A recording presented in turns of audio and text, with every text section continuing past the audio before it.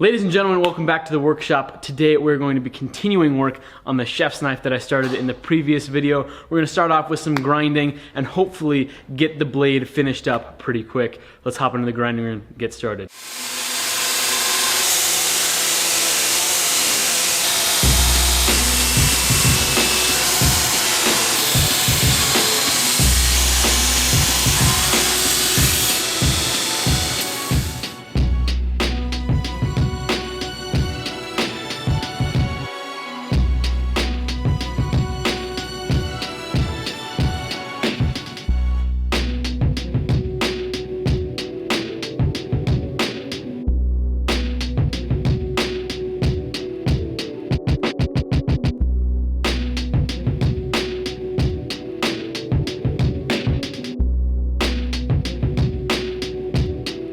Okay, I've now spent ridiculous amounts of time in the grinding room. The blade is down to less than 6 ounces, so that's pretty crazy thin.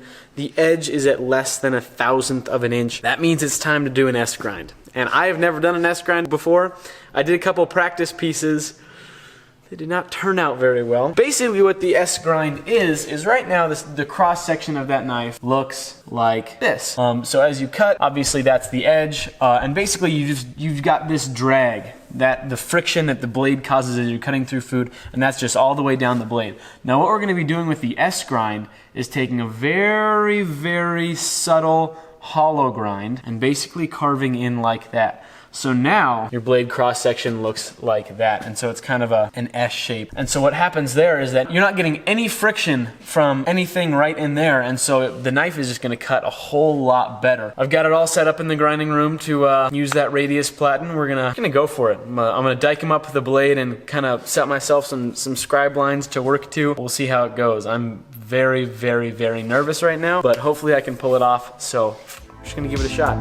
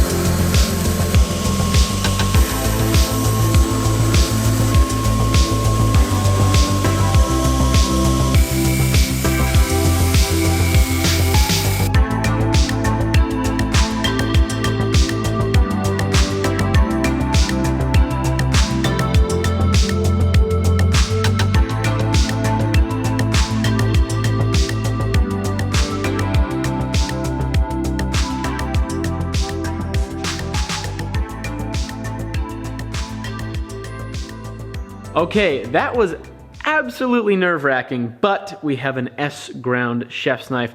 Time to spend tens of thousands, hundreds of thousands of hours hand sanding this because that S-grind is a little bit on the bumpy side, so I don't think that the hand sanding is going to go particularly quickly, but we're just going to power through it. Get onto etching my maker's mark after the hand sanding and then etching the blade, and then we'll move on to the handle.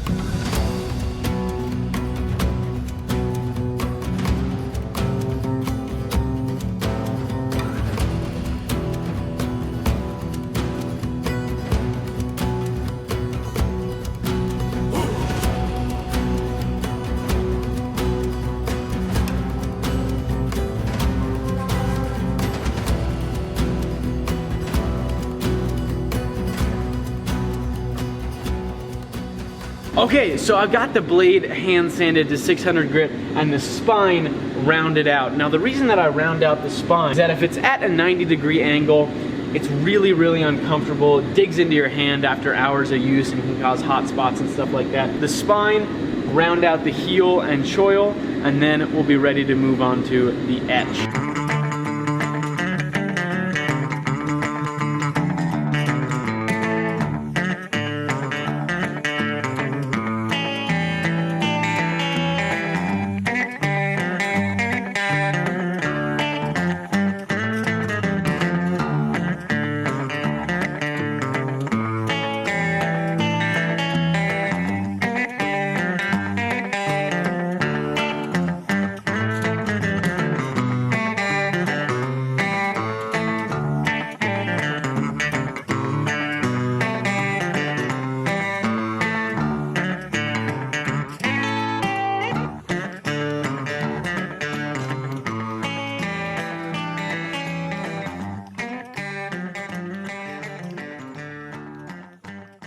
Okay, I've got my hand sanding totally done on this. It's at 600 grit in the hollows on the flats, in the very bevel. I've rounded off the spine and the heel and ricasso of the blade up to 600 grit, and it's now time to address the tang. Now I've clamped a file guide on here. I'm gonna go ahead and cut the shoulders so that they're totally flat. They were just kind of free-handed in there before, and then it's also, the tang is a lot thicker than the rest of the blade right now. So I'm gonna thin it down in kind of all of the dimensions and get it ready for handle work.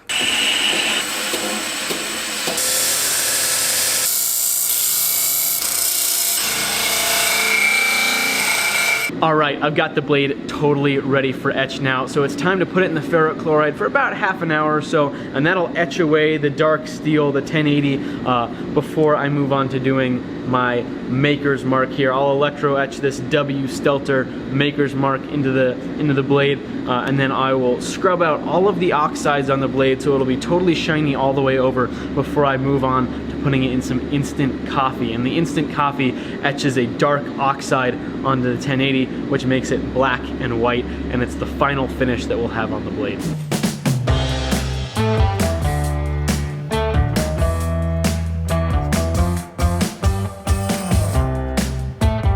I'm excited. That's exactly how I wanted it to look.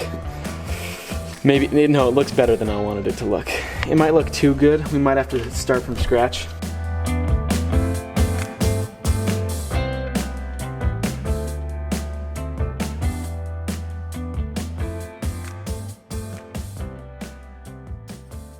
Got my instant coffee.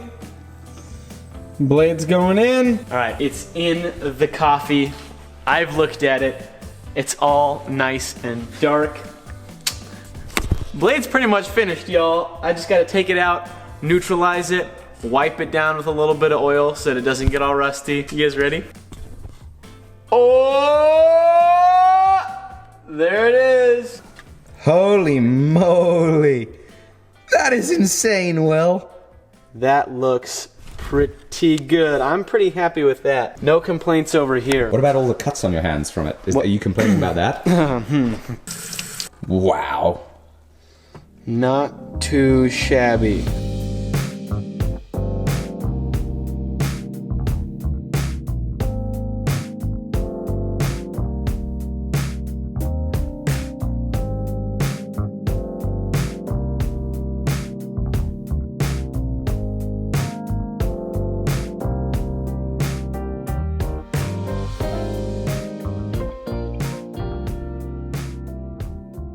Well, there you have it, folks. The complete chef's knife. The handle has a nice simplistic flow to it. It's done as well as the blade. Obviously, it still needs a handle, but we've got ourselves a finished chef's knife blade, and I'm gonna call it there for this video. So we'll see you on the next one. Bye-bye.